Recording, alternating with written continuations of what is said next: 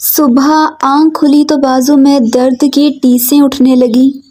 کل صبح کا منظر یاد آیا تو آنکھوں میں آنسو آ گئے۔ کل امی نے بڑی شدت سے مجھے مارا تھا۔ وجہ یہ تھی سر درد کی وجہ سے میں نے کام پر جانے سے انکار کر دیا تھا، جس وجہ سے امی نے مجھے بہت مارا پیٹا تھا۔ میرے دائیں بازو میں چوٹ زیادہ آئی تھی جس وجہ سے درد زیادہ تھا۔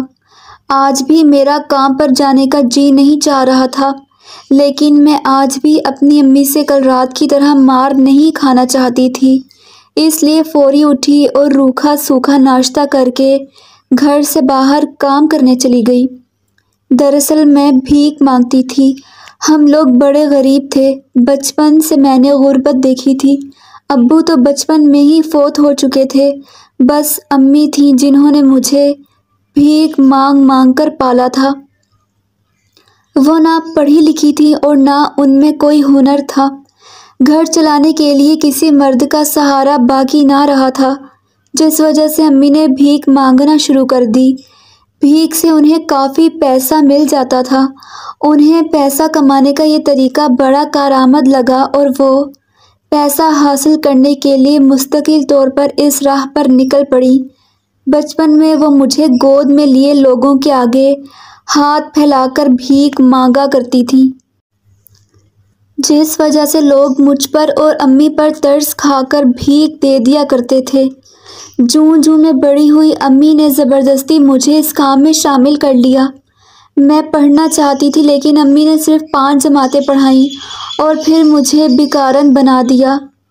کل سر درد کی وجہ سے میں نے ان کے ساتھ جانے سے انکار کر دیا تھا، جس وجہ سے مجھے بڑی مار پٹی تھی۔ آج چپ چاپ امی کی مار سے بچنے کے لیے میں بھیک مانگنے نکل پڑی تھی۔ مجھے شروع سے یہ کام بڑا زہر لگتا تھا۔ اب میری عمر 18 سال ہو گئی تھی اور جوان ہو جانے کے بعد لوگوں کے آگے ہاتھ پھیلانے میں مجھے شرم آتی تھی اور اوپر سے لوگوں کی بری بری نگاہیں بھی برداشت کرنا پڑتی تھی۔ میرے گھر سے نکلنے کے بعد امی بھی میرے پیچھے آ گئیں۔ جس سڑک پر میں بھیک مانگ رہی تھی اس کے سامنے سڑک پر امی بھی اپنے کام میں لگی ہوئی تھی۔ اس دوران اچانک ایک عورت امی کے پاس آ گئی اور ان سے باتیں کرنے لگی۔ میں دور سے امی اور اس عورت کو باتیں کرتا ہوا دیکھ رہی تھی۔ امی نے مجھے اشارے سے بلایا تو میں ان کے پاس آ گئی۔ میرے سامنے اس عورت نے امی کو 5-5 ہزار کے ڈھیر سارے نوٹ دیے تو میں دنگ رہ گئی۔ اس کے بعد امی نے مجھے جو بتایا اسے سن کر میرے ہوش اڑ گئے۔ امی نے مجھے اس فقیرنی کو بیچ دیا تھا۔ انہوں نے کہا یہ فقیرنی ایک بڑی حویلی میں بھیک مانگنے والے گروہ کے ساتھ رہتی ہے، تو بھی ادھر چلی جا اور ہر مہینے جو پیسے ملا کریں گے وہ مجھے لا کر دینا۔ امی کی بات سن کر میرے پیروں تلے زمین نکل گئی۔ میں دنگ رہ گئی۔ میں تڑپنے لگی، امی آپ میرے ساتھ ایسا کیسے کر سکتی ہیں؟ میں بیٹی ہوں آپ کی، مجھ پر رحم کریں۔ مگر امی نے میری ایک نہ سنی۔ وہ بڑی سنگ دل ثابت ہوئی تھی۔ اس فقیرنی نے مجھے زبردستی کیری ڈبے میں بٹھایا اور پھر مجھے اپنے ساتھ لے گئی۔ میں روتے اور تڑپتے ہوئے بے ہوش ہو گئی۔ جب ہوش آیا تو خود کو ایک پرانی سی بڑی حویلی میں پایا۔ یہاں بڑی چھوٹی بوڑھی ہر عمر کی عورتیں تھیں جو سارا دن بھیک مانگتی تھیں اور شام کو واپس حویلی آ جاتی تھیں۔ یہاں ان کی ایک سردارنی تھی جو ان سے دن بھر کی کمائی لے لیتی تھی اور پھر ان میں سے اپنا حصہ نکال کر آدھے پیسے سب کو تنخواہ کے طور پر دے دیتی تھی۔ جو فقیرنی مجھے میری ماں سے خرید کر یہاں لائی تھی وہ سردارنی کی بہن تھی۔ میں یہاں آ کر بہت چیخی چلائی کہ مجھے گھر جانا ہے، مجھے بھیک نہیں مانگنی، مگر کسی نے میری پکار نہ سنی۔ جو فقیرنی مجھے میری ماں سے خرید کر لائی تھی اس کا نام نزہت تھا۔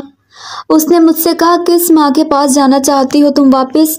اس ماں کے پاس جو پیسوں کی لالچ میں تمہیں مجھے بیچنے کو تیار ہو گئی۔ یہ سن کر مجھے سانپ سونگھی اور میری بولتی بند ہو گئی۔ وہ بالکل ٹھیک کہہ رہی تھی۔ میری ماں نے میرے ساتھ کبھی اچھا سلوک نہیں کیا تھا، اب بھی انہوں نے مجھے پیسوں کی لالچ کے عوض بیچ ڈالا تھا۔ مجھے یہاں رہتے ہوئے کافی دن ہو گئے تھے۔ میں حیران تھی یہاں کی سردارنی اور وہ عورت نزہت مجھ سے بھیک نہیں منگواتی تھی، بلکہ الٹا میرا بہت خیال رکھتی تھی۔ मुझे वक्त पर खाना देती थी, प्यार करती थी। मैं हैरान थी आखिर ये सब मुझ पर इतनी मेहरबान क्यों है।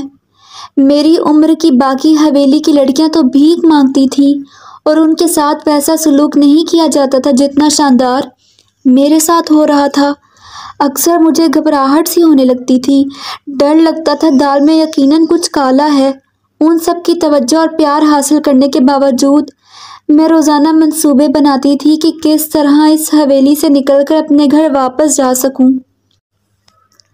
मुझे यहाँ आए 6 माह हो चुके थे और मैं बड़ी अजियत में थी। इन सब का प्यार मुझे हजम नहीं हो रहा था। डर लग रहा था कि कहीं ये मेरे साथ कुछ उल्टा सीधा ना कर दें। एक रात दरवाजे पर चौकीदार मौजूद न था तो मैंने मौका पाकर भागने की कोशिश की, मगर मेरी सारी कोशिश नाकाम गई। जब उस आंटी नुज़हत ने मुझे पकड़ लिया तो मैं डर गई कि अब मेरे साथ बहुत बुरा सलूक होगा। लेकिन हैरानी हुई जब वो मुझे प्यार से अपने साथ कमरे में ले गई और कुछ ना कहा। अगले दिन वो मुझे अपने साथ कहीं ले जाने लगी तो मैं डर गई कि यकीनन मेरे साथ कुछ गलत होगा, मुझे भागने की कोशिश करने की सज़ा मिलेगी। मैं चीखो पुकार करने लगी और काबू से बाहर हो गई तो उन्होंने मुझे नीम बेहोशी का इंजेक्शन लगा दिया।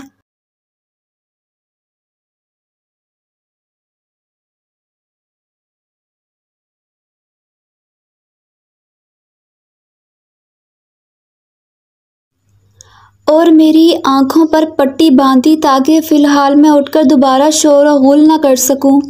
उन्होंने मुझे गाड़ी में डाला और जब मंजिल आ गई तो उन्होंने मुझे उठाया और मेरी आंखों से पट्टी हटा दी। वो मुझे एक प्यारे से घर में ले गई। मेरे पैरों तले ज़मीन निकल गई और होश उड़े जब उन्होंने बताया, शिज़ा मैं तुम्हारी असली और सगी माँ हूँ। जब तुम पैदा हुई तो तुम्हारे बाप यानी मेरे शोहर ने मुझ पर बड़ा तशद्दुद किया कि मुझे तो बेटा चाहिए था। यूँ उसने गुस्से में तुम्हें एक औरत को बेच दिया जो कि तुम्हारी वो सौतेली माँ थी जिसके साथ तुम रहती थी। मैं तुम्हें कई बार देखती तो हसरत करती कि तुम्हें प्यार करूं, अपने साथ ले आऊं, लेकिन ऐसा मुमकिन ना हुआ। शोहर मुझसे ज़बरदस्ती भीख मंगवाता था। हम लोग भी गरीब थे। शोहर की मौजूदगी में मैं कुछ भी अपनी मर्ज़ी से नहीं कर सकती थी। 2 महीने पहले उसकी वफ़ात हो गई है, इसलिए अब मैं उससे डरे बगैर कुछ भी कर सकती हूँ। मैं उसकी वजह से भीख मांगती थी और हवेली में सबसे भीख मंगवाती थी। अब मैंने बुरे कामों से तौबा कर ली है और तुम्हारी उस सौतेली माँ को मैंने पैसे दिए थे ताकि वो तुम्हें मुझे दे दे। अगर उसे सच बता देती तो वो कभी तुम्हें मुझे ना देती, क्योंकि तुम उसके लिए पैसे लाने का ज़रिया थी। इसलिए मैंने उसे ढेर सारे पैसे दिए ताकि मैं अपनी बेटी उससे वापस ले सकूं। मेरी सगी माँ नुज़हत आंखों में आंसू ले मेरी तरफ देख रही थी।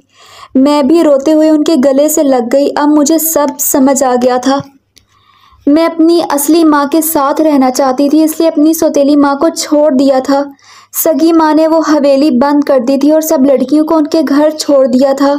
अब वो सिर्फ मेरे साथ अपनी ज़िंदगी गुजारना चाहती थी। यूँ मैं, अम्मी और खाला एक साथ रहने लगे और मैं भीख मांगना छोड़कर अपनी पढ़ाई दोबारा शुरू कर चुकी थी। अगर आप मेरी जगह होती तो कौन सी माँ के पास जाती, सगी या सौतेली? कमेंट्स में ज़रूर बताइएगा।